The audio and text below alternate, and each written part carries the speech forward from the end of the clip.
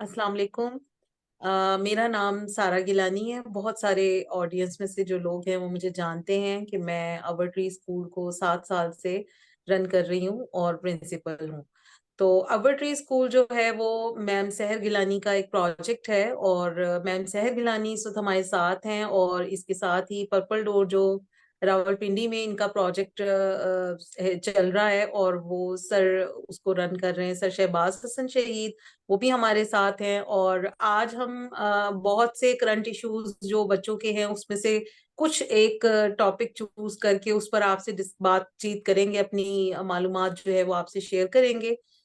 उसमें सबसे पहले मेरा मैम सहर गिलानी से ये एक क्वेश्चन है कि जो अवर ट्री स्कूल उन्होंने स्टार्ट किया, उसमें वो जरा हमें थोड़ा सा ऑडियंस के लिए ये बताएं कि उन्होंने इस स्कूल को क्या विजन रख के स्टार्ट किया और जो एरिया उन्होंने चूज किया जैसे कि शादबाग लाहौर के अंदर, तो ये एरिया उन्होंने क्यों चूज किया?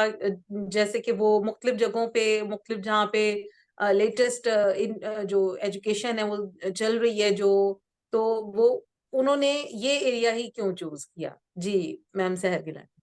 हाँ जी, वालेकुम अस्सलाम सारा। सवाल आपको बहुत ही इंटरेस्टिंग है, बहुत दिलचस्प सवाल है ये। और मुझे बड़ा मज़ा आने वाला है इसका जवाब देने में। तो सबसे पहले तो ये कि आवर ट्री स्कूल स्टार्ट करने की वजह ये थी कि मैंने अपनी जो प्रोफेशनल करियर है उसका बहुत लंबा अरसा मैंने एक बाहर के मुल्क में गुजारा है। और दुबई और अबू धाबी के काफ़ी एक्सपेंसिव बड़े महंगे स्कूलों में मैंने काम किया है एज अ प्रिंसिपल। और वहाँ से मैंने जो कुछ सीखा, क्योंकि वहाँ पर बहुत सारी चीज़ें मेरे एक्सेस में थी जो जब हम पाकिस्तान में काम कर रहे थे तो उस वक्त मेरे एक्सेस में वो चीज़ें नहीं थी।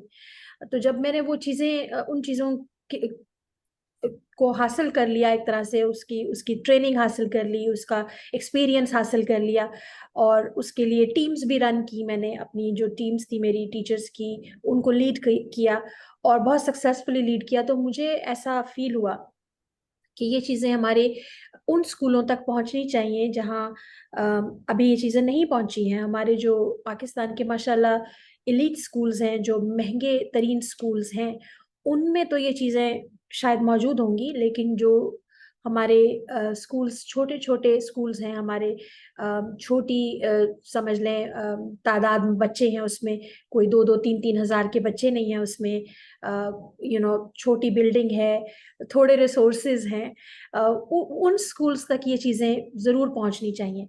तो जब मैंने ये स्कूल स्टार्ट किया था उस वक्त मेरा आइडिया तो ये था कि कुछ ऐसी कंपनी स्टार्ट की जाए कि जो स्कूल्स हैं जहाँ पे बच्चे हमारे जा रहे हैं, उनको हम उन स्कूलों में हम ये चीज़ें लेकर आए। तो एक स्कूल के बारे में मेरा ऐसा कोई आइडिया नहीं था कि मैं अपना स्कूल खोल लूंगी।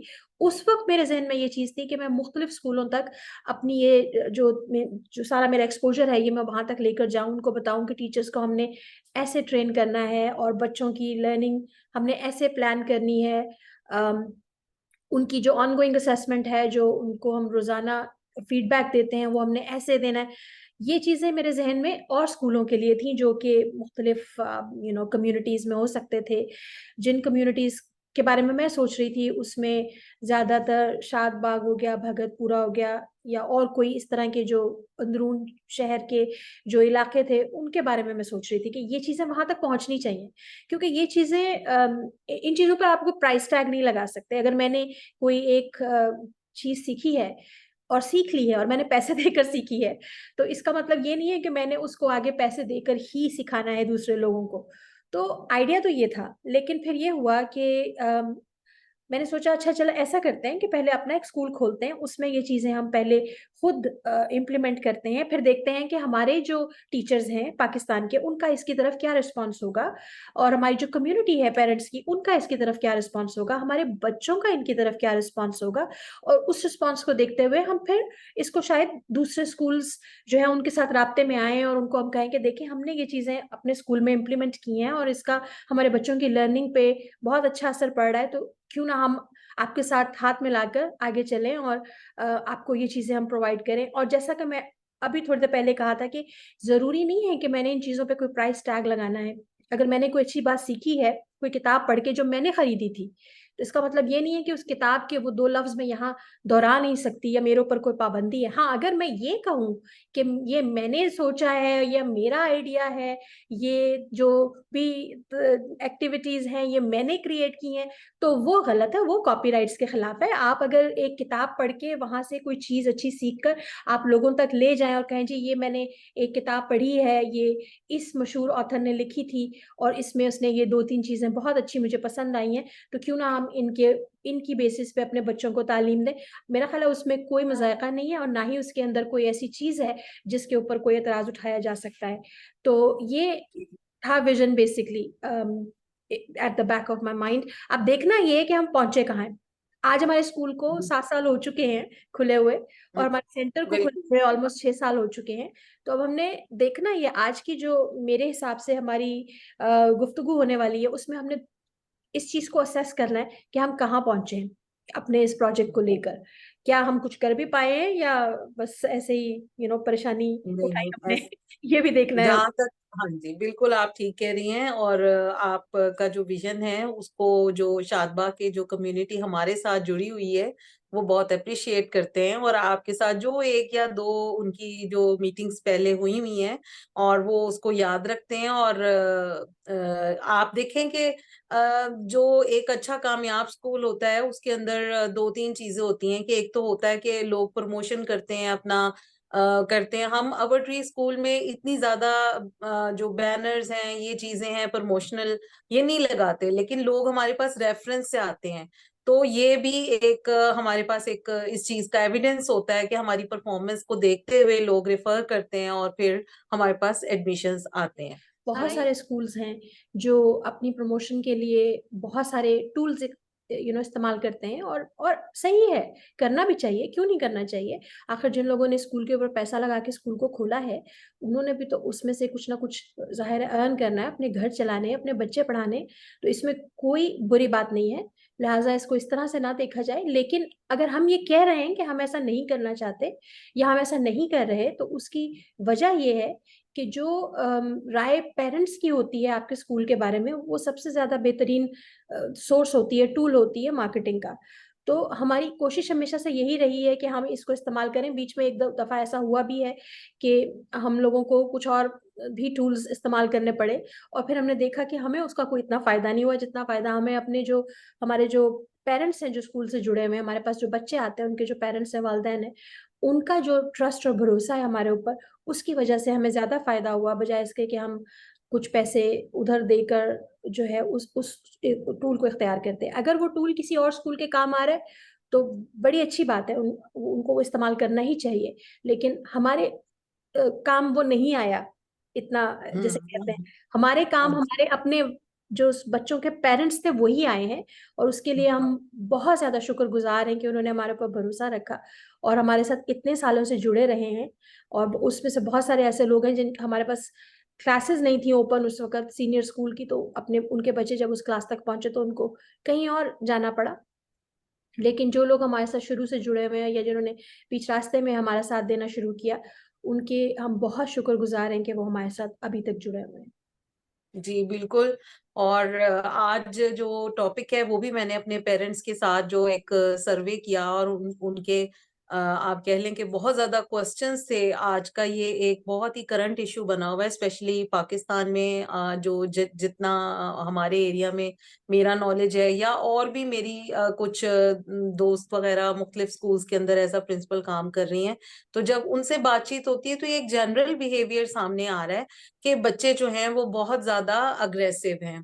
तो यानी in a very little age childhood में, यानी 4 साल का बच्चा है, 3 साल का बच्चा है, लेकिन वो अग्रेसिव बिहेवियर रख रहा है। तो उसकी आज हम हमारा जो टॉपिक है वो भी इसी से रिलेटेड है कि हम ये देखें कि बच्चों का ये जो अग्रेसिव बिहेवियर है इसके कॉजेस क्या हैं, उनके इफेक्ट्स क्या हैं, और फिर जो सॉल्यूशंस हैं वो मैं आपसे लेकर और इस जो प्लेटफॉर्म है इसके तवसत से मैं अपने पेरेंट्स तक पहुंचा सकूं। और हो सकता है कि इसमें ये जो पॉइंट आप दें हमें वो बिल्कुल मॉडर्न टीचिंग मेथड्स को सामने रख के और जो भी रिसर्च हो रही है उसको सामने रख के तो वो उनके काम आ सके। यही हमारी इस वक्त मेन जो है वो थीम है कि हम इसमें एक दूसरे के लिए एक ब्रिज बन सकें। तो इसमें जो मेरा सबसे पहला जो क्वेश्चन है वो है कि जो बच्चों के जो ये छोटी एज में जो बच्चे होते हैं उनके अंदर जो अग्रेसिव बिहेवियर है, उसके रूट कॉजेज आपके ख्याल में क्या हैं? क्या जो अंडरलाइंग उनके कॉजेज हैं वो क्या हो सकते हैं? अच्छा सारा, सबसे पहले तो इसको ज़रा माहौल को थोड़ा लाइट करते हुए मुझे बड़ा मज़ा आया ये देख कर के आपने अपने सवाल लिखे हुए हैं। आप अपनी तैयारी के साथ बैठी हुई हैं, मुझे बहुत अच्छा लगा ये देखकर। और मैं इसमें ये भी चाहूँगी कि हसन को मैं कहीं जहाँ-जहाँ मुझे लगेगा कि मुझे थोड़ी-सी गाइडेंस की हसन से ज़रूरत पड़ेगी, मैं चाहूँगी कि हसन भी इस क्वेश्चन के आंसर में मेरा साथ दें। अम, इसलिए मैं आपको इसका पूरा जवाब नहीं दूँगी क्योंकि मैं चाह रही हूँ कि ये एक डिस्कशन बन जाए जिसमें आप भी सारा और हसन भी आप मिलकर थोड़ा-सा इसके अंदर कंट्रीब्यूट करें इस आंसर के अंदर और सिर्फ़ मैं ना इसका मुकम्मल जवाब दूँ। तो मैं आपके लिए पहले 2-3 पॉइंट्स उठाऊँगी और फिर मैं चाहूँगी कि आप मुझे उस पर अपना इनपुट दें। तो पहला इसमें पॉइंट ये है कि क्या ये चीज़ें अब नोटिस की जा रही हैं? क्या ये लोगों की जो ऑब्ज़र्वेशन है अपने बच्चों को लेकर के जी हमारा बच्चा इतना छोटी-सी उम्र में इतना एग्रेशन दिखा रहा है, क्या ये चीज़ें अब नोटिस की जा रही हैं? क्या आपको लगता है कि जब हम बच्चे थे ये चीज़ें नहीं होती थी और अब होती हैं या तब भी होती थी, तब लोग इसके बारे में ज़्यादा बात नहीं करते थे?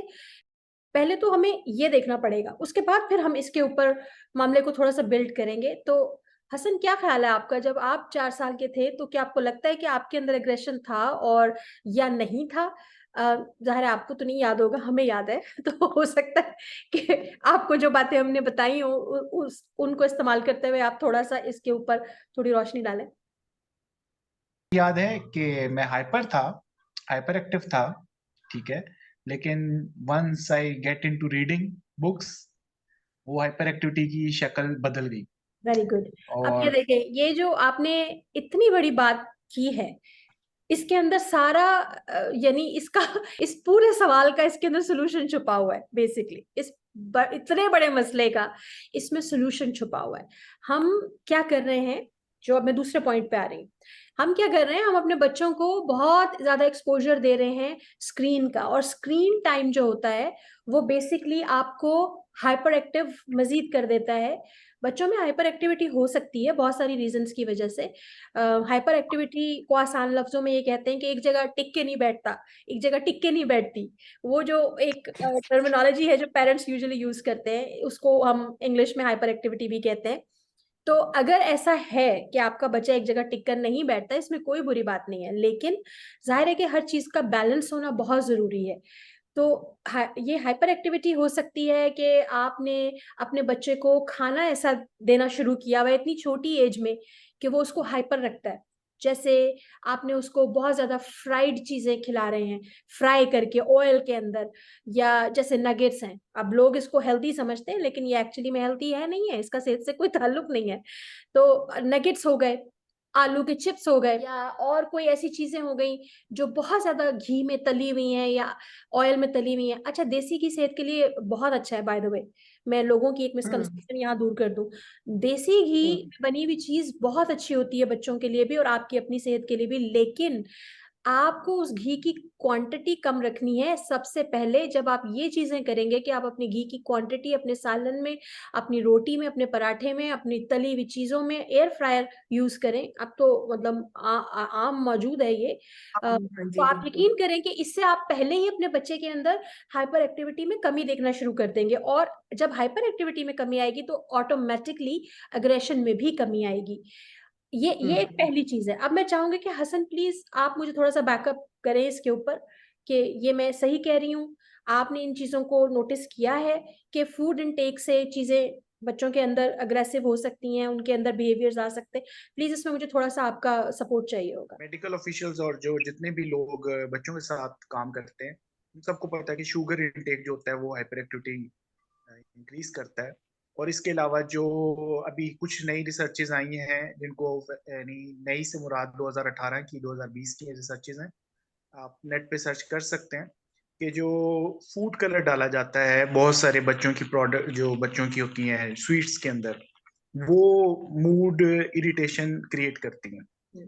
उसमें स्पेसिफिक जो है बहुत ज्यादा डार्क कलर्स जो है, रेड कलर या ऑरेंज कलर, इस तरह के जो कलर्स डाले जाते हैं सिंथेटिक कलर्स, उनसे ये रिसर्च से साबित हुआ है कि उनसे बच्चों का मूड जो है वो इरिटेटेड रहता है बहुत ज्यादा, जिसकी वजह से चिड़चिड़ापन रहता है। उसकी वजह से वो फिर जल्दी टेंट्रम्स आते हैं, उनके मेल्टडाउन्स होते हैं।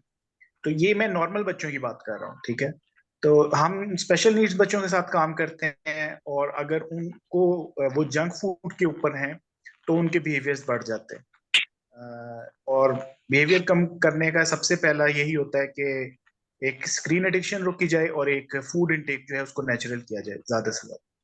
अच्छा, ये आपने हसन बहुत अच्छा पॉइंट दिया, क्योंकि जैसे अगर नॉर्मल बच्चों में देखा जाए तो ज्यादातर जो मैं आपको बिल्कुल आसान जो मदर्स की जो लैंग्वेज है उसमें मैं थोड़ा सा आपसे शेयर करूंगी कि जैसे मेरे पास माएँ आती हैं तो वो ये बात कहती हैं कि ये मोबाइल जो है वो हमें देना पड़ता है, वरना अगर हम लें तो ये फिर चीखता है, गुस्सा करता है, और हमारी गेस्ट के सामने इंसल्ट हो जाती है, या कहीं मॉल में भी कहीं जा रहे हैं तो हमारी इंसल्ट होती है, तो हमें मोबाइल देना ही पड़ता है बच्चों। ये मतलब पेरेंट्स के पार्ट पे मैं आपको बात कर रही हूँ, उसमें जो मुख्तलिफ पॉइंट्स हैं वो तो बात का है कि हम उसको केटर करते हैं कि उसमें कहाँ पे रोल पेरेंट्स का है, कहाँ पे, लेकिन उनका ये कहना है कि अग्रेसिव बिहेवियर, मोबाइल एडिक्शन या स्क्रीन जिसे आप कह रहे हैं कि उसकी वजह से ये उनके अंदर आया। मैं सारा आपको एक चीज बताना चाहूंगी कि अम, हमारे जो वालदैन हैं आजकल के, उस उन्होंने शायद मोबाइल को हर चीज का सलूशन समझ लिया है, जो कि एक बहुत ही गलत कॉन्सेप्ट है। और मेरा ख्याल है कि जितनी जल्दी इस चीज को समझ लिया जाए आपके अपने बच्चों के लिए बेहतर होगा, क्योंकि मोबाइल की जो एडिक्शन आप बच्चों को लगा देते हैं ताकि वो अच्छे से बिहेव करें, वो उस वक्त तो उस बिजी हो जाते हैं, वो बिहेव नहीं कर रहे होते, वो बिजी हो जाए, आपने उन्हें बिजी कर दिया। बिजी। ठीक है, आपने हाँ, उन्हें बिजी कर दिया, लेकिन जैसे ही वो उनका आप वो फोन फिर से लेंगे, वो जो उनका एक यानी एक फोकल पॉइंट था वो उनका फिर से यानी हिल जाएगा, खत्म हो जाएगा, और उसकी वजह से वो बच्चा जो है वो फिर से अग्रेसिव हो जाएगा। लेकिन जो स्क्रीन के अपने इफेक्ट्स हैं आपके ब्रेन के ऊपर, वो ये है कि आपको कितनी सारी रिसर्चेज हैं जिसमें ये बात कही गई है कि प्लीज सोने से 1 घंटा पहले आप अपना मोबाइल फोन जो है वो, जो भी आपका स्लीप मोड है, जो कुछ भी उस पर रख दें, और आप सोने से 1 घंटा पहले अपना मोबाइल मत चेक करें। क्यों? क्योंकि बिल्कुल जो रेज हैं वो आपके ब्रेन को एक्टिव रखती हैं। ये हम मेच्योर और एडल्ट ग्रोन लोगों की बात कर रहे हैं। जब आप बच्चे को इतना एडिक्शन करा देते हैं एक स्क्रीन का, तो आप खुद सोचें कि वो जो ब्रेन वेव्स उस तक जा रही हैं, जो वो उसको क्या मैसेजेस दे रही हैं, वो तो हाइपर ही रहेगा ना फिर, और वो एग्रेसिव ही रहेगा। एग्जैक्टली। अब जैसे मैंने स्टार्ट में ही एक आपको कहा था हसन से बात करके कि सोल्यूशन तो ये पड़ा हुआ है, अब आपने इधर उधर टकरे मारनी है तो फिर वो आपकी मर्जी है। सोल्यूशन तो इसका ये है कि आप बच्चों को पढ़ना सिखाएं, उसके हाथ में किताब दें।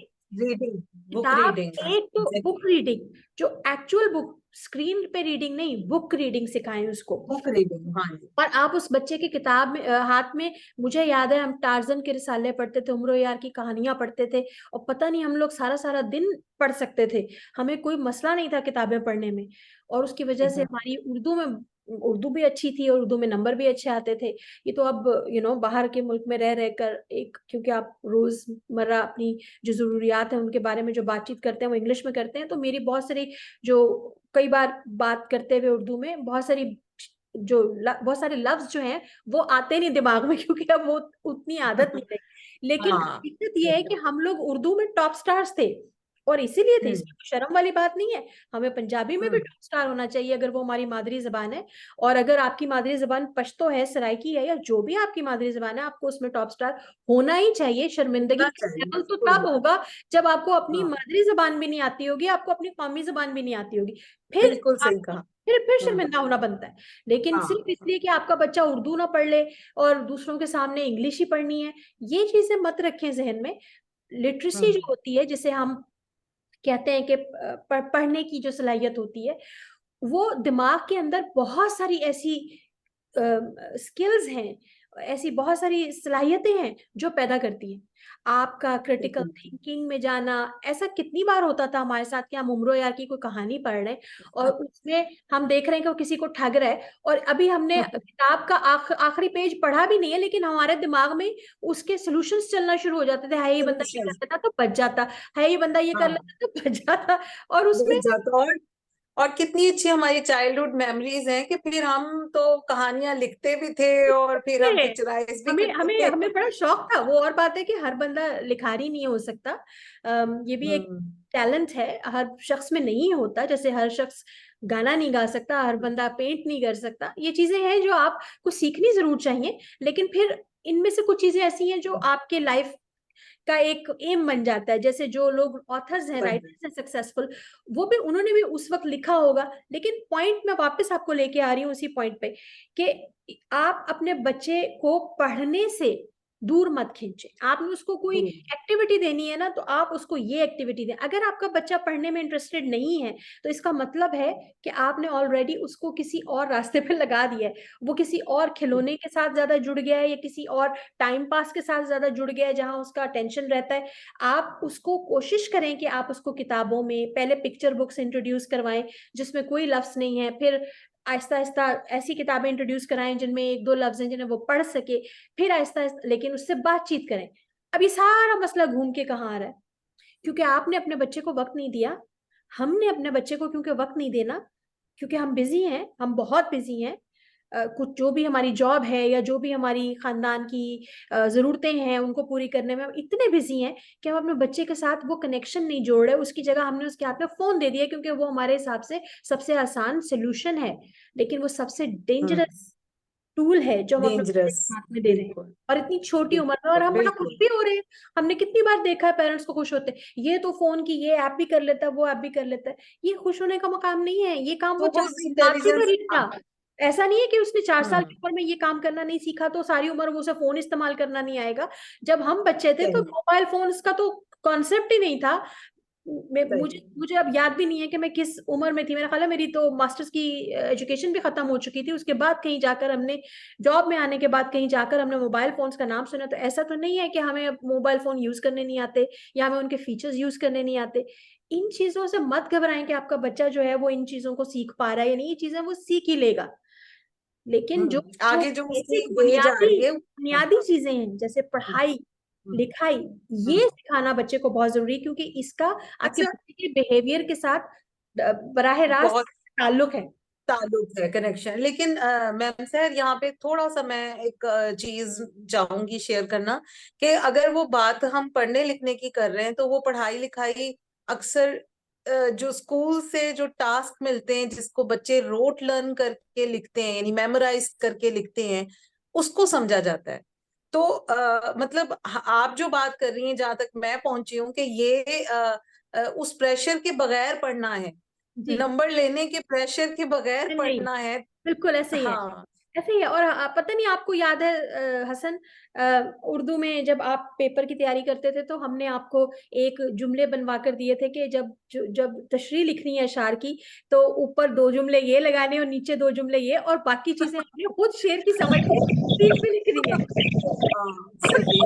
स्किल थी, ये रोट लर्निंग नहीं थी। मुझे जो याद है ना, मैं कोर्स की, सिलेबस की, क्लास की किताबें छोड़ के सारी किताबें पढ़ता था।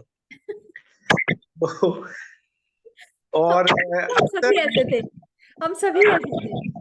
जी जी, अक्सर ऐसे भी होता था कि अपनी क्लास की छोड़ के बाकी क्लासों की पढ़ लेता था। तो ये जो है उसकी एक, आई थिंक उसका कोई एक साइकोलॉजिकल इशू भी है कि जब आपको कोई चीज अथॉरिटी के साथ कही जाती है कि आपका काम है, तो वो बेशक आपको पसंद भी हो, आप नहीं करते। ना तो इंटरेस्ट बना लें बच्चों के लिए किसी तरह। बच्चे को ये फील हो कि ये खेल है या ये फन है, उसको इंस्ट्रक्शन ना लगे, उसको डिमांड ना लगे, उस पे रिस्ट्रिक्ट ना हो कि ये अब आपने करना है, तो वरना फिर ये होगा, फिर ये होगा, और फिर ये मिलेगा। ये जब हम कंडीशंस ऐड करते हैं ना जितनी ज्यादा साथ के साथ, तो उसकी वजह से वो उसके लिए बर्डन बन जाता है। अब मैं वापस बिल्कुल सारा के सही। ओरिजिनल क्वेश्चन की तरफ आना चाहूंगी। मैं चाहती हूँ कि हम इसको भूले ना, बात को, कि हमने कहाँ से अपनी डिस्कशन स्टार्ट की थी। मैंने आपसे याद होगा कहा था कि 3 पॉइंट्स हैं जो मैं रेज करूंगी। पहला हो गया जिसमें हमने कहा कि आप फूड इनटेक के ऊपर ध्यान दे सकते हैं कि आपका बच्चा जो है वो खा क्या रहा है, उसे खिला क्या रहे हैं। दूसरा ये हो गया कि जो मोबाइल की आपने एक अपनी बना ली, अपने जहन में आपने बना ली है कि नहीं, बना मोबाइल ली। के बगैर तो हमारा बच्चा कंट्रोल ही नहीं हो सकता, इसको प्लीज निकाल दें अपने दिमाग से और बच्चे को जो है वो पढ़ना लिखना सिखाएं, काम के लिए नहीं, सिलेबस के लिए नहीं, स्कूल के लिए नहीं, बल्कि फन के लिए, ताकि जब हम्म, आप उसे अपने दोस्तों रिश्तेदारों के घर लेकर जाएं या बाहर लेकर जाएं और अगर आपको लगे कि हमारा बच्चा जो है इस वक्त उस तरह से बिहेव नहीं कर रहा जैसा हमें अच्छा माँ बाप दिखने के लिए उसका बिहेवियर चाहिए, वो नहीं दे रहा, तो आप उसके हाथ में एक रिसाला पकड़ा दें, एक किताब पकड़ा दें या कलरिंग बुक पकड़ा दें, कोई उसको ऐसी चीजों में एंगेज करें। ये तो इसका दूसरा सोल्यूशन है। अब आ जाते हैं तीसरे सोल्यूशन की तरफ, जो अभी हसन ने अपनी जो बात की है उसके अंदर उन्होंने एक्चुअली में इसको फिर से कवर कर लिया। हसन हमारे जो है वो माशाल्लाह बहुत इंटेलिजेंट है और बड़ी दूर की बात लाते हैं जब भी बात करते हैं। तो उसमें आप ये देखें कि इन्होंने कहा कि आप जो है वो बच्चे के लिए तालीम को फन बनाएं। अब हमने फन क्यों हम्म, बनाना है? फन क्यों बनाए भाई? हम हमारे जमाने में हमारी इस्लामियत की टीचर ने हमें एक जोर से थप्पड़ लगाया कि क्यों भाई टेस्ट की तैयारी क्यों नहीं की? फन तो नहीं था। हम्म, हाँ, हम तो बड़े हम्म, सहमे रहते थे। हमारी मैथ की हम्म, टीचर जो थी वो तो सारा दिन बाहर खड़ा रखती थी हमें, अगर हमारा एक सवाल गलत हो जाता था। तभी तो 100 में से 100 ऐसे ही। नंबर आ जाते थे मैथ में। तो पॉइंट ये हम्म, नहीं है कि मार पिटाई करनी है, वो पॉइंट हरगिज नहीं है। पॉइंट ये है कि उस वक्त इन चीजों के बारे में ये सोचा नहीं जाता था कि हाँ तालीम भी फन होनी चाहिए। अब लोग ये सोचने लगे कि हाँ तालीम भी फन होनी चाहिए। अच्छा जी, क्यों होनी चाहिए? इसलिए होनी चाहिए क्योंकि जब आप बच्चों की जो अग्रेशन है, जो उनके अंदर एक खाम खा का गुस्सा है, खाम खा का, कोई उसकी रीजन तो है नहीं, खाम खा का गुस्सा है, वो अगर आपने उसको मतलब हैंडल करना है, तो आपको उनके आगे कुछ ऐसे ऑप्शंस रखने पड़ेंगे जो उनको पॉजिटिव बिहेवियर की तरफ माइल करें। तो उसमें तालीम का जो है वो फन के साथ वो हो गया, मतलब यानी अब आप तालीम उनको फन के अंदर रैप करके देंगे तो वो अग्रेशन भी खत्म हो जाएगा और वो पॉजिटिविटी भी आएगी उनके अंदर। लेकिन उसके लिए अब हमने करना क्या है? उसके लिए हमने करना ये है कि आपने क्योंकि अपने बच्चों को इतना आदी बना दिया है मीडिया का, छोटे छोटे बच्चों के हाथ में टिकटॉक का एक्सेस है और हम सब जानते हैं कि टिकटॉक के ऊपर किस तरह की चीजें होती हैं। और यानी उसमें कोई उसके साथ कोई फन या टैलेंट का कोई ताल्लुक, फनून जिन्हें कहते हैं, मैं उस फन की बात कर रही हूँ, FUN फन की बात नहीं कर रही थी, जो फनून इल्मी होते हैं मैं उनकी बात कर रही हूँ। मतलब टिकटॉकर्स जो हैं, विद ऑल ड्यू रिस्पेक्ट, बड़ा पैसा कमाते हैं, लेकिन उनका जो एक एक यानी जिस तरह से हमारे पुराने जमाने के एक्टर हुआ करते थे, तलत हुसैन थे या तौकीर नासिर थे या उस्मान पीरज़ादा माशाल्लाह अभी एक ड्रामे में भी आ रहे हैं, मतलब उनका जो एक, जिसको आप स्किल कहते हैं, महारत कहते हैं, आप अदाकारी की जो पेचो खम थे, जो जो वो जानते हैं, वो हमारे आज के जो बच्चे टिकटॉक पे हैं उनको नहीं पता वो चीजें। और हमारे जो बच्चे हैं जिनको हम तालीम दे रहे हैं वो उन बच्चों से इंस्पायर हो रहे हैं, वो यूट्यूबर से इंस्पायर हम्म, हो रहे हैं, वो टिकटॉकर से इंस्पायर एग्जैक्टली। हो रहे हैं, उनको लगता है पैसा कमाने का यही एक तरीका है। और ये गलत है, क्योंकि ये एक हम्म, फेज है, एक एक हर कौम के ऊपर एक ऐसा फेज आता है जिसमें कुछ ऐसी चीजें समझ लें कि अप्रिशिएट कर दी जाती हैं जो नहीं होनी चाहिए। तो ये उनमें से एक चीज ये भी है। टिकटॉक होना चाहिए, हम्म, यूट्यूब होना चाहिए, इंस्टाग्राम भी होना चाहिए, लेकिन इसके साथ साथ इस पर क्या जाता है, क्या पोस्ट होता है, उसका कौन सी उम्र के बच्चों को किस चीज तक एक्सेस है, इस इन चीजों के ऊपर भी हमें काम करना था, लेकिन वो हुआ नहीं। अब हर चीज हर बच्चे हम्म, के एक्सेस में है। तो अब तालीम अगर फन नहीं होगी तो आप उन्हें तालीम कैसे देंगे? आप खुद सोचें। तो अब हमें हम्म, अपनी जो मॉरल और सोशल वैल्यूज हैं उनका भी ध्यान रखना है तालीम देते वक्त, कि हम ऐसी कोई एक्टिविटी प्लान ना कर लें गलती से जो हमारे रिलीजन या हमारे सोशल जो एनवायरनमेंट है उसको मैच नहीं करती। जैसे कि हम्म, आपने अगर क्रिसमस का ट्री बना लिया है सर्दियों में, तो वो ना आपके रिलीजियस बिलीफ्स को मैच करता है, ना वो आपके सोशल और मॉरल ग्राउंड्स को मैच करता है। तो ये चीजें देखनी पड़ेंगी कि हम जो फन क्रिएट कर रहे हैं तालीम के अंदर, उसको हम कोशिश करें कि वो हमारे जो मॉरल और एथिकल वैल्यूज हैं, रिलीजियस वैल्यूज हैं, सोशल वैल्यूज हैं, खानदानी वैल्यूज हैं। कहते हैं ना कि हर हर नस्ल जो है वो अपनी खानदान की जो वैल्यूज है वो आगे लेके जाती है। तो हमें ये चीजें देखनी पड़ेगी कि हम अब अपने बच्चों को तालीम जब दे रहे हैं और एक एक्टिविटी, साथ ही सी एक्टिविटी एक हम प्लान कर रहे हैं ताकि वो खुश भी हो सके और सीख भी सके, तो उसके अंदर हमें इन चीजों का ध्यान रखना पड़ेगा कि क्या ये सब उन चीजों के साथ अलाइंड है या नहीं। फिर हमें बच्चों को ये बताना पड़ेगा कि जिंदगी गुजारने के दो तरीके होते हैं, एक गलत और एक सही। सही। और जरूरी नहीं है कि जो लोग सही जिंदगी गुजार रहे हैं वो नाकामयाब ही हो। आप उनको वो ढूंढ के लाएं, वो एग्जाम्पल्स जो सही लोगों की कामयाब होने की एग्जाम्पल्स हैं, वो हमें लाके उनके सामने रखनी पड़ेंगी ताकि हमारे बच्चे उनसे इंस्पायर हो सके, उन्हें रोल मॉडल बना सके, ना कि किसी टिकटॉकर को जिसकी एक वीडियो वायरल हो गई और उसकी वजह से आज उसके पास बहुत सारे पैसे हैं। अच्छी बात है, अल्लाह और उनको तरक्की करे। वीडियो भी आपने वो मुख्तलिफ वो हेडिंग्स तो सुनी होंगी कि वीडियोस भी वो एक ठुमके में वायरल हो गई यानी वही कि वही बात है मुझे ना, वही बात माजरत है। के तो हमें साथ हाँ बच्चों को ये बात समझानी पड़ेगी कि अगर हाँ सारे बच्चे पाकिस्तान के टिकटॉकर बन जाएंगे तो आगे हम किस तरह से अपनी नस्ल को लेकर जाएंगे। और सिर्फ एक ही जॉब तो नहीं रह जाएगी ना दुनिया में टिकटॉकर की। टिकटॉकर की तो अच्छा बिना है, इकोनॉमी जो है वो बहुत सारी चीजों पर बेस्ड है। इकोनॉमी बिल्कुल इंजीनियर्स पे बेस्ड अच्छा है, अच्छा इकोनॉमी डॉक्टर्स पे बेस्ड है। हमें ये भी हाँ लोग चाहिए, सिर्फ टिकटॉकर नहीं हम्म। चाहिए सोसाइटी में। अच्छा मैम सहर अब इस पे आते हैं। ये जो हमारा टॉपिक था कि इनमें बच्चों में जो छोटे बच्चों में खास तौर पे जो अग्रेसिव बिहेवियर आ रहा है, इसमें मेरा नेक्स्ट क्वेश्चन ये है कि क्या हमें उनको मतलब जैसे 3 साढ़े 3 साल पहले जैसे दौर था पुराना, तो उसमें बच्चा 5 साल का या 6 साल का स्कूल भेजा जाता था, और अब जैसे कि एज है कि हम पहला स्टैंडर्ड प्री के हम स्टार्ट कर लेते हैं 3 या 3 सवा 3 साल के बच्चों को। तो जैसे अक्सर पेरेंट्स अभी भी कह रहे होते हैं कि अभी छोटा है, 4 साल का हो जाए, 4.5 साल का हो जाए फिर भेजेंगे। तो वहां पे जैसे कि मेरा एक पॉइंट होता है, तो उसी पॉइंट को सामने रखते हुए मैं आपसे ये सवाल पूछ रही हूँ कि क्या जो जब बच्चों में ये अग्रेसिव बिहेवियर आ रहा होता है उस वक्त अगर हम उनको सोशलाइज करें उनके पीयर्स के साथ, उनको उनका एक रिलेशनशिप जो क्लास में क्लास फेलोज के साथ डेवलप होता है, तो क्या ये उनके अग्रेसिव बिहेवियर को कंट्रोल करने में हेल्पफुल होता है? बिल्कुल होता है, मेरा मतलब है, देखिए हमारे जो पेरेंट्स हैं उनकी बहुत सारी मेरा ख्याल है हमारे पेरेंट्स को भी बहुत सारे सही एक्सपोजर की ज़रूरत है। और ये मैं पूरी रिस्पेक्ट के साथ कह रही हूँ, इसमें कोई डिसरिस्पेक्ट नहीं, खुदा ना खास्ता किसी के लिए, पूरे एहतराम के साथ मैं ये बात कह रही हूँ कि हम लोग भी जैसे एज एजुकेटर हम इतना ध्यान एजुकेशन से रिलेटेड जो पॉलिसीज चेंज हो रही है, रिसर्चेज आ रहे हैं, हम उस पर नहीं देते जितना हम शायद और चीज़ों पर दे देते होंगे। इसी तरह से पेरेंट्स भी बहुत सारा ध्यान जो है वो शायद और चीज़ों पर दे देते होंगे मीडिया पर, लेकिन वो इन चीज़ों पर नहीं देते जिससे बच्चे जो हैं उनको उनका बिहेवियर सही तरह से कंस्ट्रक्ट हो सके। अब सबसे पहली बात इसमें ये है कि जब बच्चा एक रूटीन में आता है तो उसको जो है अपनी एनर्जी चैनल करने का तरीका मिलता है। ये सबसे इंपॉर्टेंट बात है। अब आपका वो बच्चा बिल्कुल 2 साल का भी हो सकता है, नर्सरी जाने वाला 2.5 साल का भी और बाहर के मुल्कों में बच्चे जाते हैं 18 मंथ्स का बच्चा, 6 महीने का बच्चा लोग नर्सरीज में छोड़ना शुरू कर देते हैं।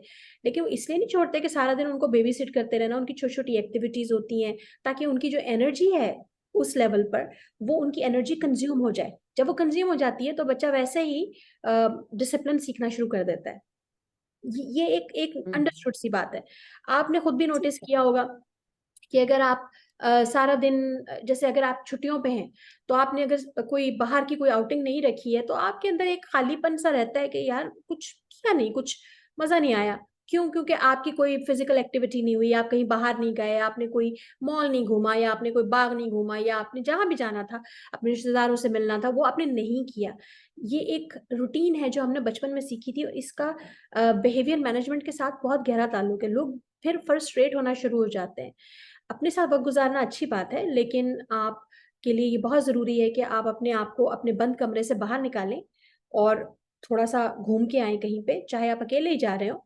वो आपके लिए ज़रूरी है, वो ज़हनी सेहत के लिए बहुत ज़रूरी है। इसी तरह बच्चों के लिए भी ये बहुत ज़रूरी है। अगर आप बच्चों को सारा वक्त नहीं दे सकते, आप बिजी हैं, आपकी फैमिली की हम्म रिस्पॉन्सिबिलिटीज है, या आप दोनों काम करते हैं एज वालदैन, आप घर पे नहीं होते हैं और बच्चा जो है वो या मेड के पास है या अपनी किसी रिश्तेदार के पास आप छोड़ के जाते हैं, तो बेहतर ये होगा कि आप उसे किसी हम्म ऐसी नर्सरी में या ऐसे किंडरगार्टन में डाल दें जहां आपको पता है कि हाँ इसकी ये रूटीन सेट हो जाएगी।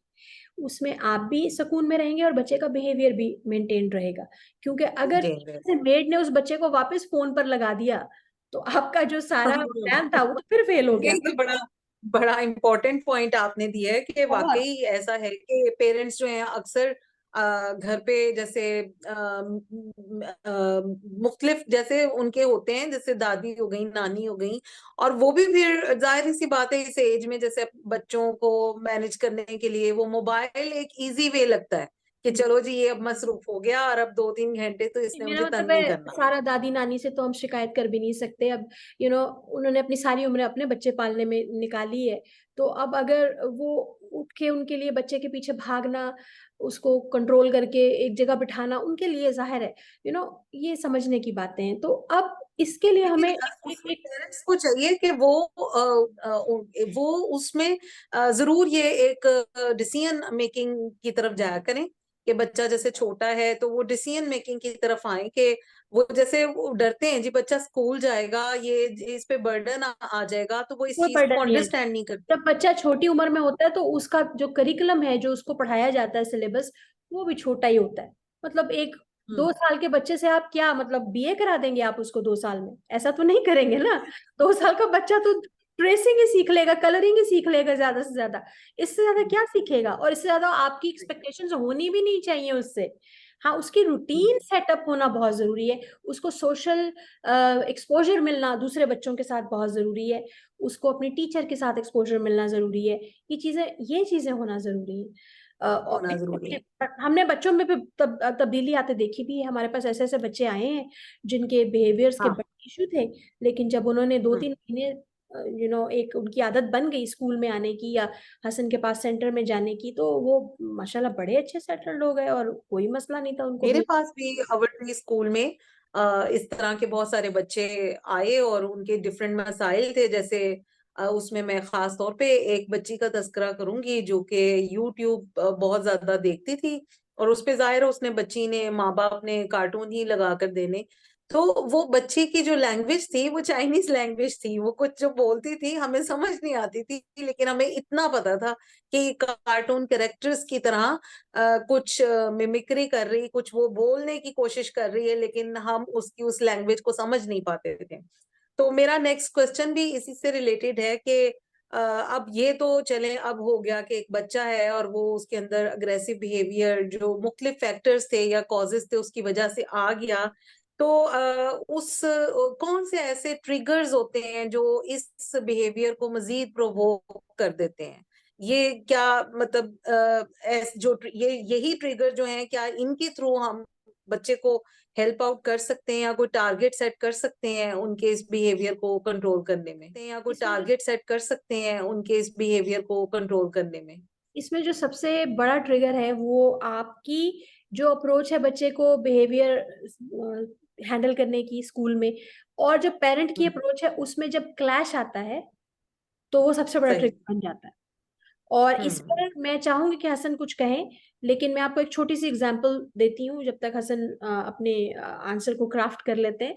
कि इसमें जो एक सबसे मतलब चीज हमने देखी है वो ये है कि हम ये चाह रहे हैं कि हमने बच्चे को सिर्फ 2 चॉइसेस देनी है।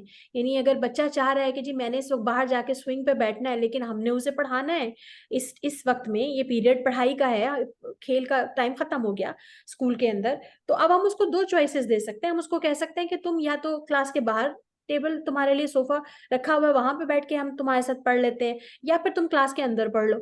और वो बच्चा रोए जाएगा, वो ये कहेगा बार बार कि नहीं मैंने तो स्विंग पे जाना है। तो हम उसे ये कहेंगे कि हाँ जब तुम ये काम खत्म कर लोगे हम तुम्हें स्विंग पे लेके जाएंगे 5 मिनट के लिए, प्रॉमिस। अब अगर यहाँ पे हम देखें कि कई दफा ऐसा होता है कि पेरेंट्स जो हैं वो गिव अप कर देते हैं और वो कहते हैं नहीं नहीं आपको चाहिए था, आप उसको स्विंग पे बिठा देते, वो फिर रोना उसका बंद हो जाता तो फिर। लेकिन ऐसा करने से बेसिकली आपने उस बच्चे को ये बता दिया है कि जब भी तुम शोर शराबा मचाओगे, और कई दफा ऐसे बच्चे जो है वो आंसुओं से रो भी नहीं रहे होते, उनका चीखम धाड़ ज्यादा होती है, शोर शराबा ज्यादा होता है, तो वो कई दफा ऐसा होता है कि बच्चे जो है वो ये चीज सीख लेते हैं कि अच्छा अगर मैं कल भी चिल्लाऊंगा और कल भी चिल्लाऊंगी चीखूंगी जोर जोर से, तो ये मुझसे जान छुड़ाने के लिए मुझे स्विंग पे बिठा देंगे और मुझे पढ़ना नहीं पड़ेगा। तो ये चीज और भी ज्यादा आपके बच्चे को अग्रेसिव करती है, जब आपकी स्ट्रेटजी, जो स्कूल की स्ट्रेटजी है, वो पेरेंट्स की स्ट्रेटजी के साथ मैच नहीं होती। हसन, आप इस बारे में कुछ कहना चाहोगे?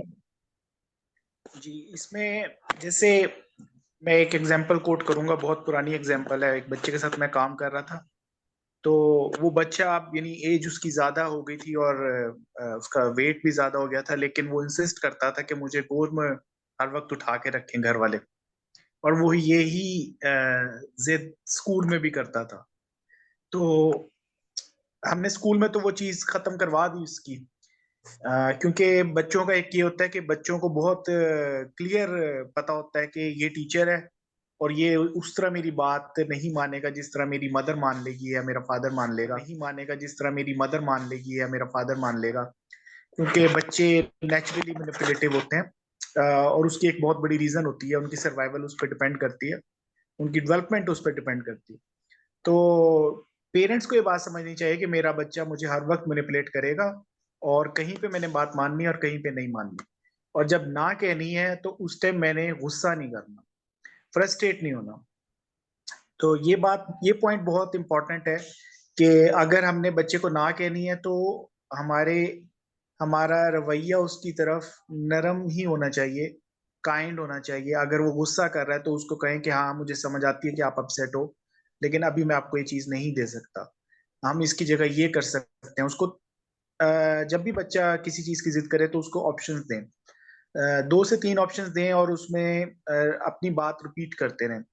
After some time they will realise. लेकिन ये चीजें बिल्ड होती हैं बहुत अर्ली एज से, यानी आपको ये चीजें बिल्ड करनी पड़ती हैं ऑलमोस्ट, कुछ केसेस में तो यानी 8 महीने से ही आपको ये चीजें बिल्ड करनी पड़ती हैं।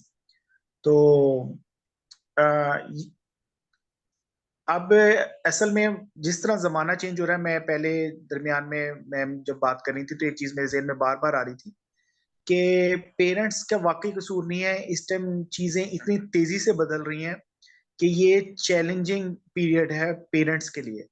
यानी सबसे ज्यादा जो चैलेंजिंग एरी एरा है, दौर है जो, वो पेरेंट्स के लिए है। तो इस जमाने के चैलेंजेस समझना पेरेंट्स के लिए बहुत जरूरी है। अगर वो अपने बच्चे को ये अब यानी जो आज से 20 साल पहले या 30 साल पहले या 50 साल पहले जिस तरह बच्चे खुद ही बड़े हो जाते थे, खुद ही सीख लेते थे, अब उस तरह नहीं चल सकता सिस्टम। हमें अपग्रेड करने की जरूरत है बहुत ज्यादा। एक दफा तो मैंने एक जगह पे ये बात भी की थी कि पेरेंटिंग को एज ए सब्जेक्ट पढ़ाना चाहिए, जितने भी टीनेजर्स हैं, क्योंकि ये बहुत जरूरी है।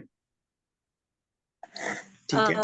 नए नए मुख्तलिफ आ रहे हैं सब्जेक्ट्स, तो उसी तरह जो है वो ये बहुत अच्छा आइडिया आपने दिया है, जो है कि जरूर गवर्नमेंट तक पहुंचे, और कोई अगर अच्छा इसको समझे तो ये वाकई ये बहुत अच्छी चीज है, और ये आनी चाहिए, इसको एज अ सब्जेक्ट लाजमी आना चाहिए। तो नेक्स्ट जो है इसमें थोड़ा सा आप ये बताएं कि जो ये डेवलपमेंट डिसऑर्डर्स होते हैं, और कोई भी जो मेंटल हेल्थ इश्यूज बच्चों के आते हैं, तो इसमें अग्रेसिव बिहेवियर जो बच्चों में पैदा होता है डेवलपमेंट डिसऑर्डर्स की वजह से, या मेंटल हेल्थ इश्यूज की वजह से, तो उसके क्या कॉजेज हो सकते हैं, और या उसको कंट्रोल करने के लिए आप लोग क्या स्ट्रेटेजी यूज करते हैं, ताकि जो पेरेंट्स के जो बच्चे थोड़ा उनको कोई मेंटल हेल्थ इश्यूज हैं या डेवलपमेंटल डिसऑर्डर्स हैं, तो वो भी इससे फायदा उठा सकें आज की बातचीत से। देखो, इसमें आपको ये चीज ध्यान में रखने की जरूरत है कि ये दो बिल्कुल मुख्तलिफ टॉपिक्स हैं। मेंटल हेल्थ जो है वो बिल्कुल डिफरेंट टॉपिक है। किसी बच्चे की मेंटल हेल्थ और वेल बीइंग के बारे में बात करना एक बिल्कुल मुख्तलिफ टॉपिक है, और किसी बच्चे के डिसऑर्डर्स के बारे में बात करना वो बिल्कुल मुख्तलिफ है। ठीक है, इनको आपने मिक्स नहीं करना, पहले तो ये दो चीजें आप जहन में रखें। मेंटल हेल्थ की जैसे एग्जांपल ये हो सकती है कि एक बच्चा जो है वो सुबह जब स्कूल उसे छोड़ा जाता है तो वो बहुत ज्यादा रोता है। ये mental health and well being issue है, इसका डिसऑर्डर के साथ कोई ताल्लुक नहीं। डिसऑर्डर ये हो सकता है कि वो बच्चा जो है वो एक ही बात को बार बार रिपीट करता है, उसके साथ आप उसे यानी उसने अस्सलाम वालेकुम उसे आपने कहना सिखा दिया है, तो अगर आप उसे पूछ रहे हैं आपका क्या हाल है तो वो आपको तब भी कह रहा है वालेकुम अस्सलाम।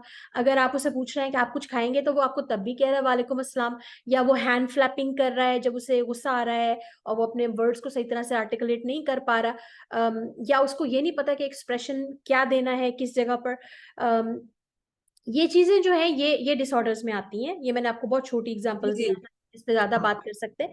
लेकिन मेंटल हेल्थ बिल्कुल डिफरेंट है, उसमें बच्चे का रोना पीटना और बच्चे का सुबह सुबह पेरेंट्स के साथ सेपरेशन एंजाइटी को फेस करना, या कोई बच्चा जिसको क्लासरूम में बुली किया जा रहा हो, सारे बच्चे मिलके उसके पीछे पड़ जाएं और हम्म।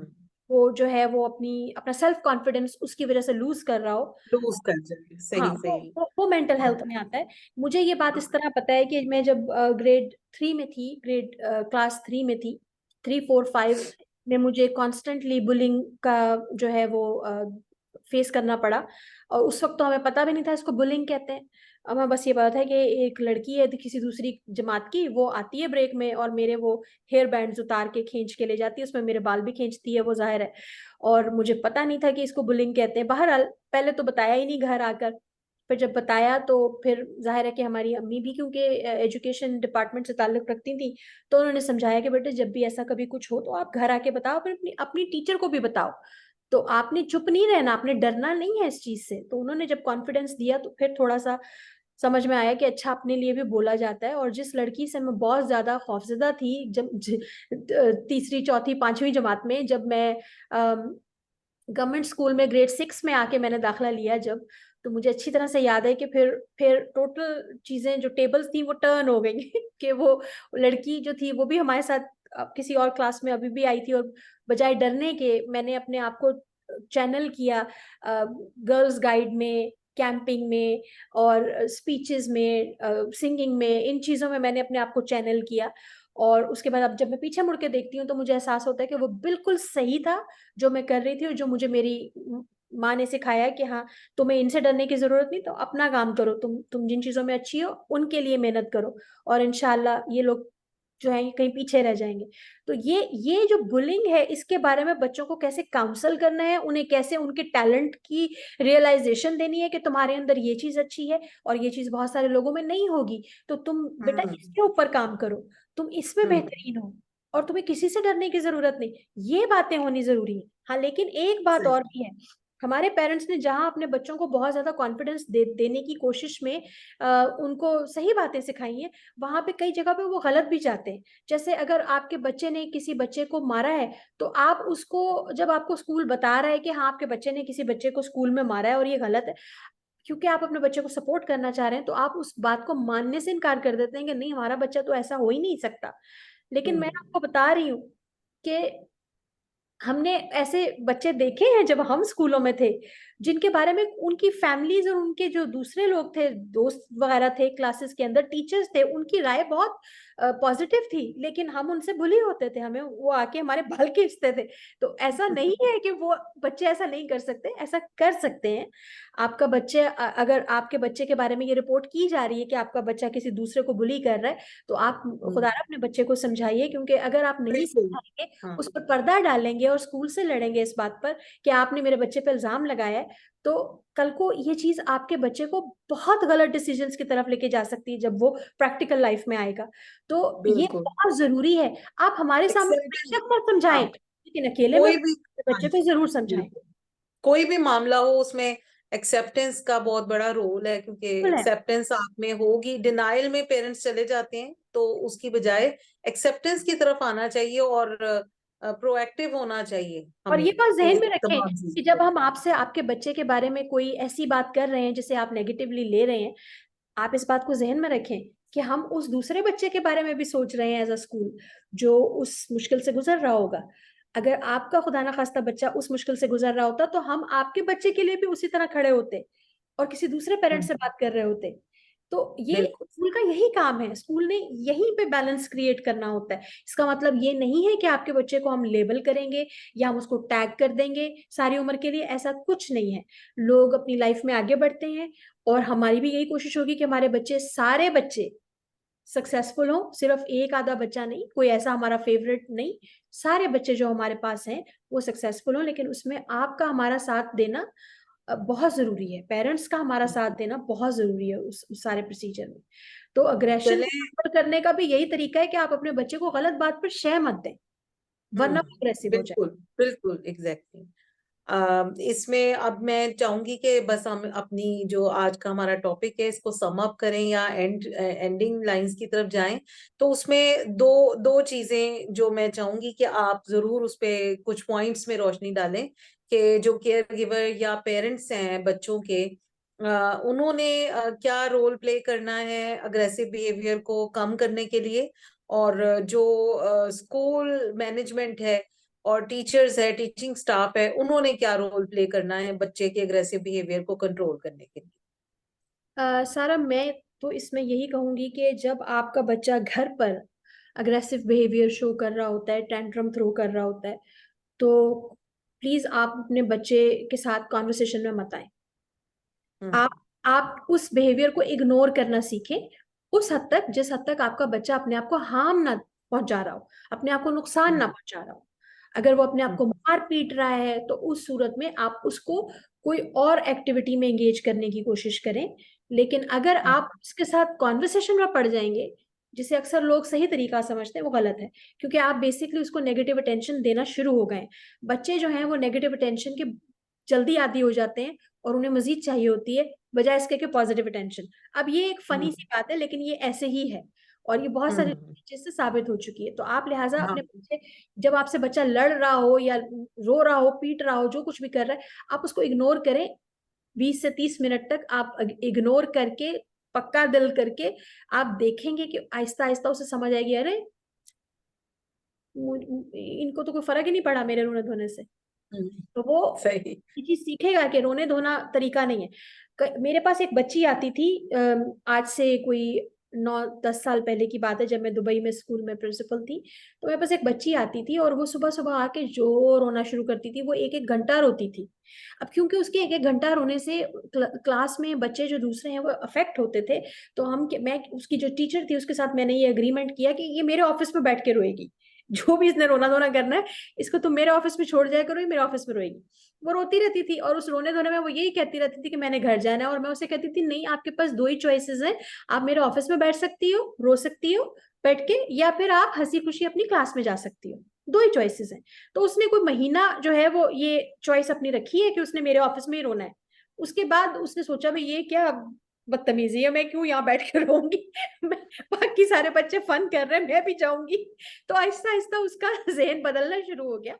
उसमें मैं उसकी माँ को, सही बात है, मेरी अप्रिसिएशन है उसकी माँ के लिए कि उसकी माँ ने इसमें मेरे साथ हैंड ज्वाइन किया। स्टार्ट में वो बड़ा घबरा रही थी कि नहीं नहीं ये रोएगी, ये इसको चोक हो जाएगी, इसको सांस नहीं आएगी। मैंने कहा हम इसे पानी भी पिलाएंगे, हम इसे 10 बजे खाना भी देंगे, जो आप लंच पैक करके लाई होंगी, जो ब्रेकफास्ट पहला स्नैक होता है, हम इसको वो भी देंगे, और मैं इसे खुद क्लास में छोड़ के आऊंगी और ये मेरी निगरानी में रहेगी एक पूरा घंटा। तो वो आहिस्ता आहिस्ता इस चीज के ऊपर आ गई, और उनकी इस चीज पर आने से जब बच्ची ने देखा कि ना माँ को असर पड़ रहा है सुबह सुबह मेरे गला फाड़ फाड़ के रोने से, ना मेरी प्रिंसिपल को असर पड़ रहा है, तो उसने फिर फाइनली फन चूज किया जो कि क्लास में हो रहा था, और वो अपनी क्लास में जाना सही। शुरू हो गई। हाँ सही।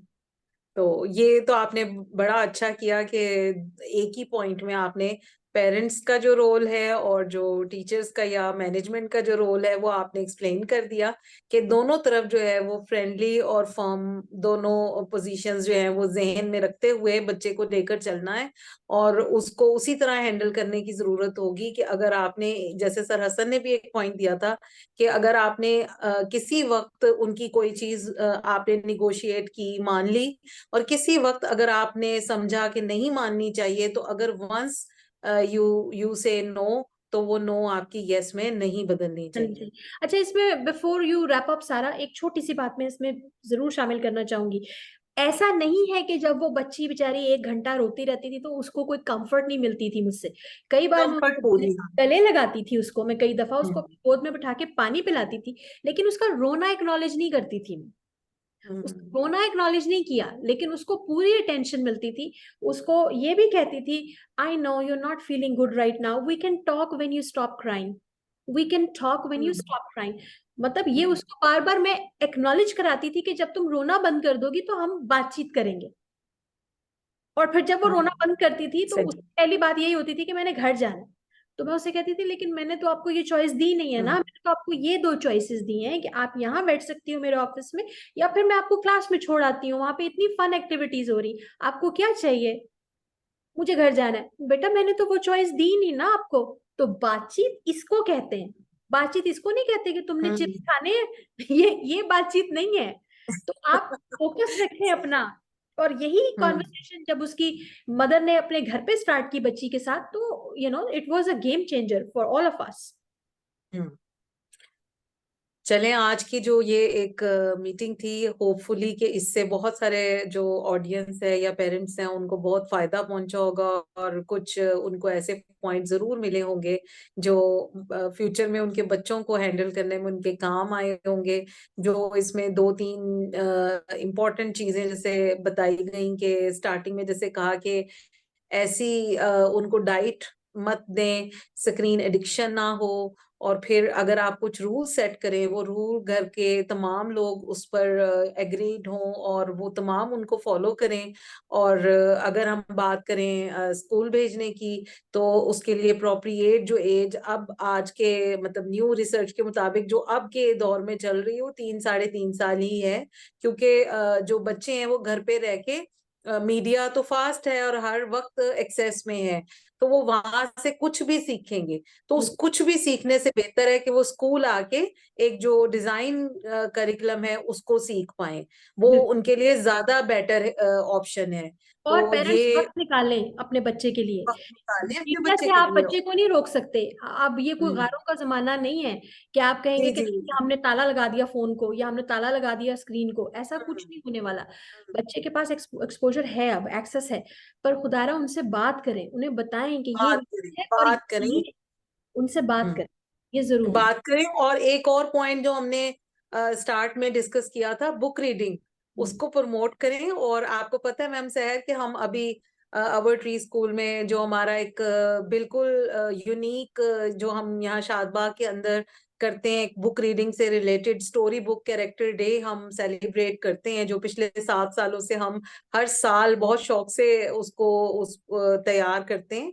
और जो पेरेंट्स हमारे साथ हैं वो उसको हम वो स्टोरीज जो चूज करते हैं वो हम बच्चों को उसकी वीडियोस भी दिखाते हैं, उसकी बुक्स भी उनको रीडिंग की तरफ भी लेकर आते हैं।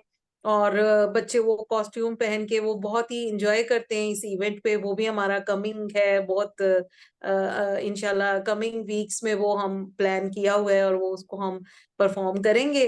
तो आई होप कि करें, आप उसके लेकिन जो आप अपने ग्लिम्पसेस हैं। बच्चों को ये जरूर बताएं कि मैं उनसे उस दिन लाइव आकर, इन इस पे वीडियो कॉल पे लाइव आकर मैं उनसे उस किताब के बारे में सवाल भी करूंगी।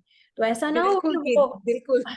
वो श्योर ऐसा ना हो श्योर। बस ड्रेस चूज करके और पहन के खड़े हैं और पता है ही नहीं कि नहीं नहीं, पीछे हम किताब में क्या अपने है। बच्चों को बिल्कुल वो हम अपने बच्चों को वो उसकी जो भी अच्छी जो उसकी मुख्तलिफ वीडियोस होती हैं, लेकिन हम उसमें से चूज करते हैं कि जो बच्चों को दिखाई जा सके, जो मैनिपुलेटेड ना हो और वो बुक से चेंजेस ना उसमें ज्यादा की हो, ऐसी और वीडियोस हम लेके उनको दिखाते हैं। और बच्चों को स्टोरी तकरीबन कमोबेश पता होती है, और अपने कैरेक्टर से रिलेटेड भी वो बहुत बल्कि एक्साइटेड होके वो कहते हैं और कि ये कैरेक्टर। और फिर इसमें मैम सर एक सबसे बड़ी जो एक मजेदार बात है वो ये कि बच्चे ये भी नोटिस करते हैं कि उनके टीचर्स ने क्या कैरेक्टर चूज किए हैं, और वो बिल्कुल। मुझसे तो जरूर सवाल करते हैं कि मैम आप क्या बनी है। और उनको हाँ, पता है कि उनकी मैडम जो है वो हर साल कुछ नया इसमें बनती है। करती हैं, और बहुत अच्छा हमें सारा, भी बहुत इसमें मजा आता है।